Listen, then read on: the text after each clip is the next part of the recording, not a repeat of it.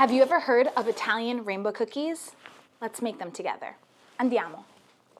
First, let's prep our ingredients. We need almond paste, room temperature butter, salt, all-purpose flour, 4 eggs, red and green food coloring, sugar, and almond extract. So now we're gonna separate our eggs.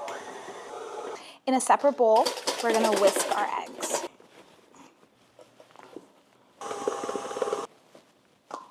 Food coloring.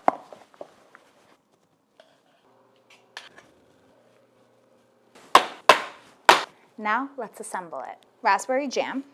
These cookies were invented by Italian-American immigrants who first arrived to New York, and it was to represent different flavors from home. And the cookies are red, white, and green as a representation of the Italian flag.